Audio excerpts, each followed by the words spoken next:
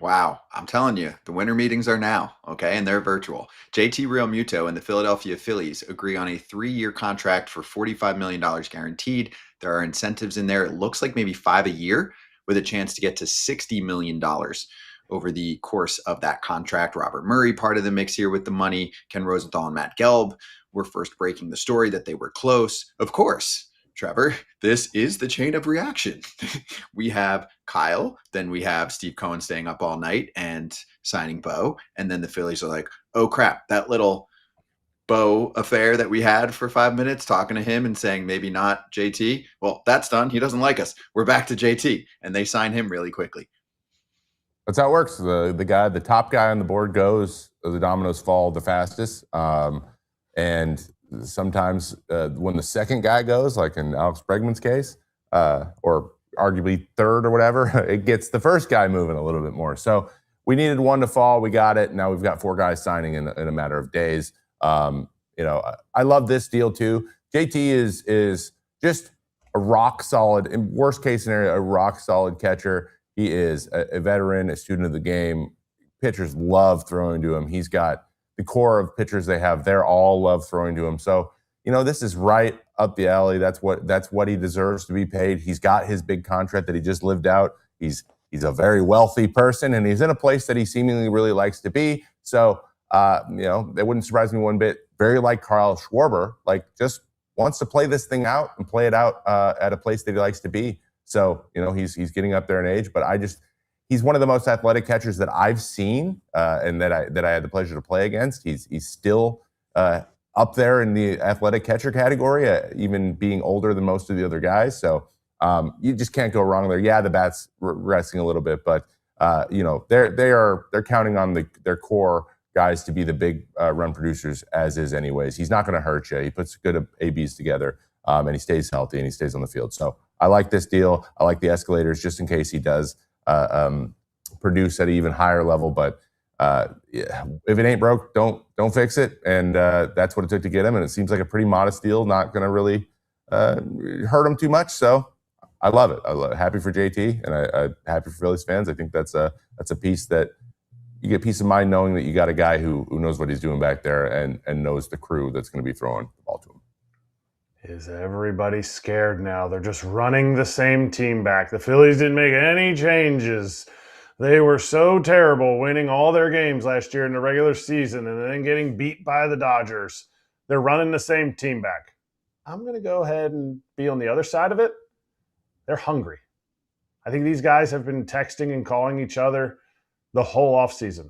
And I would disagree with the Phillies show. I think Ruben said it on the Phillies show, one of our other shows, that, these guys are texting Bo Bichette.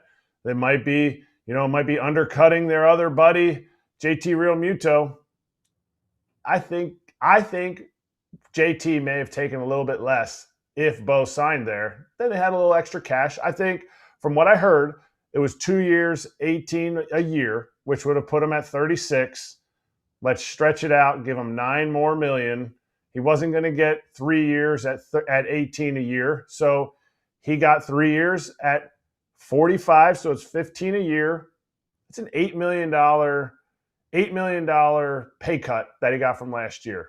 To me, I think this is right on line with what the Phillies do. They make very, very good offers to guys who are in their system, guys who they know, guys who they care about, and they're very professional with it. Can JT's offense improve? Probably. Marginally. Is he going to have an 850 OPS? No. Does he need to? Absolutely not. Dave Dombrowski called out Bryce Harper. Whether it was on purpose or not, Bryce Harper now has a T-shirt that says, not elite. He's hungry. Trey Turner is hungry. He won the batting title last year. JT Realmuto knows he has been in Philly for years now, and there's not a World Series. Kyle Schwarber wanted to come back. Did he get the best offer from the Phillies? Yeah, but he wanted to come back because they are hungry for what they have fallen short of. And I don't think this is a downgrade at all. To me, I think this is an upgrade because of the fact that who would the Phillies have pivoted to at a premier position.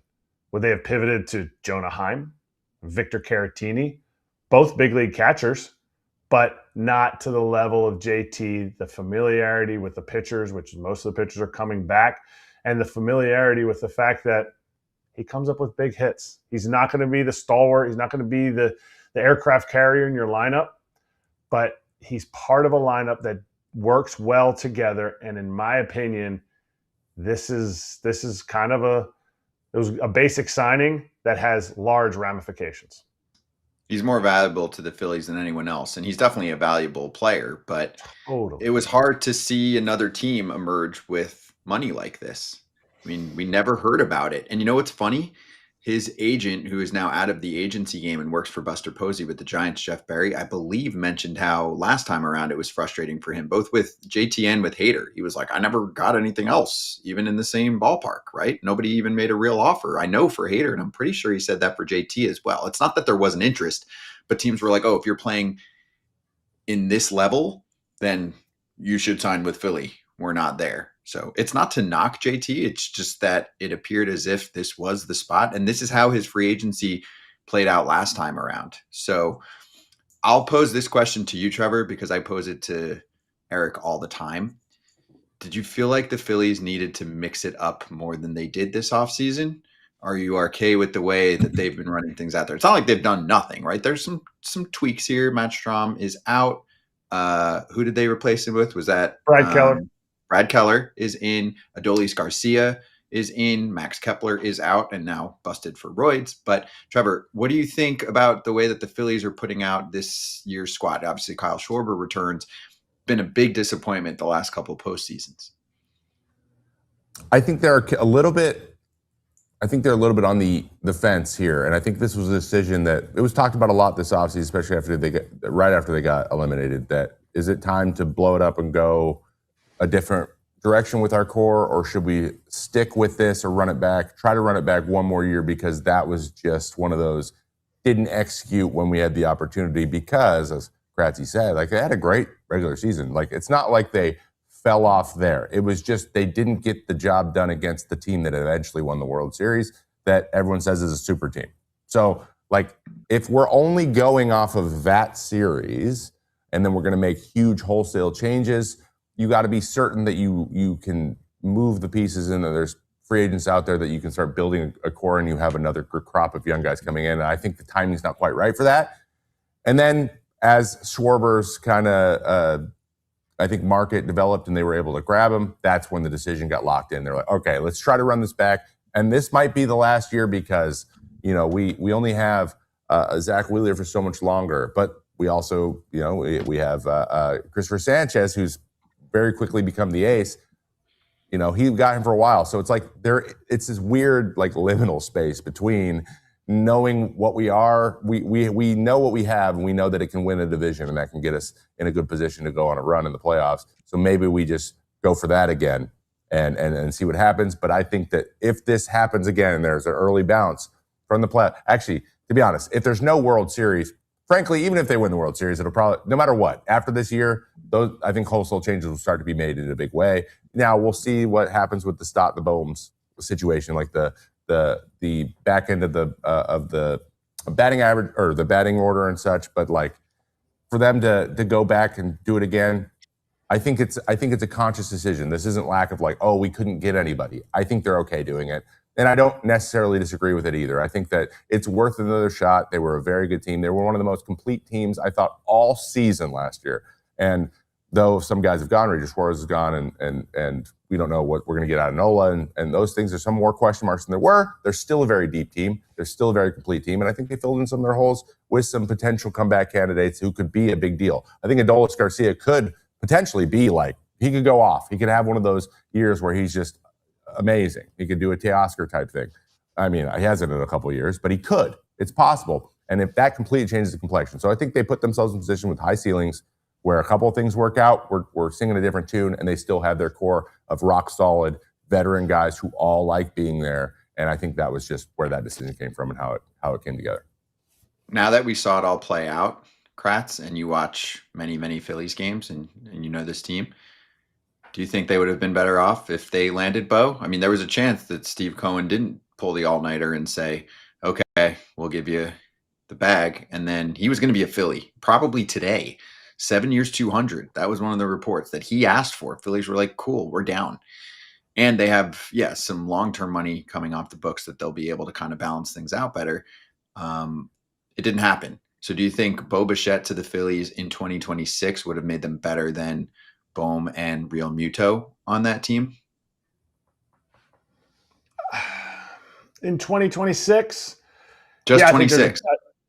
Okay. Yeah. No, I mean the way you were wording the question, I thought you were going to say moving forward. In 2026, I think the offense is better with Bo in the lineup.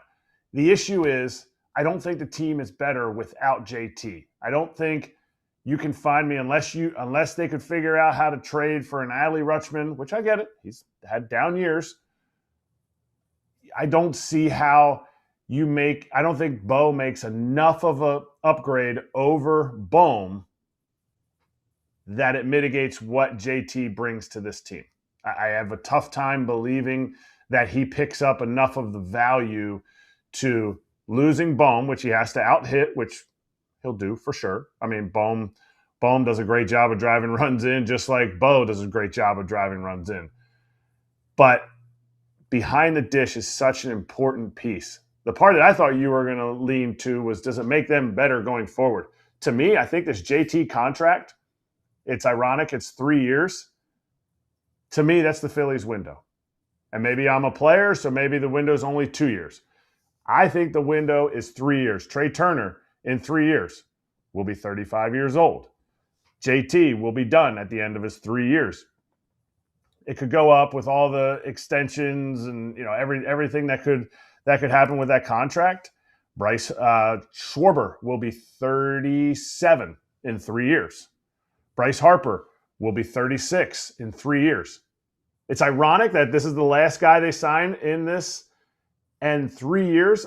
I think this sets the Phillies up better for the future than adding another 7 or 8 year contract, however long the Bo contract was going to be, and have those guys aging with an aging Bo. To me, this sets it up where it's like, okay, at the end of this contract, the next GM, the next president of baseball operations, if it's not Dave, maybe it's Sam Fold, maybe he comes back in, maybe it's Preston Mattingly or somebody from the outside.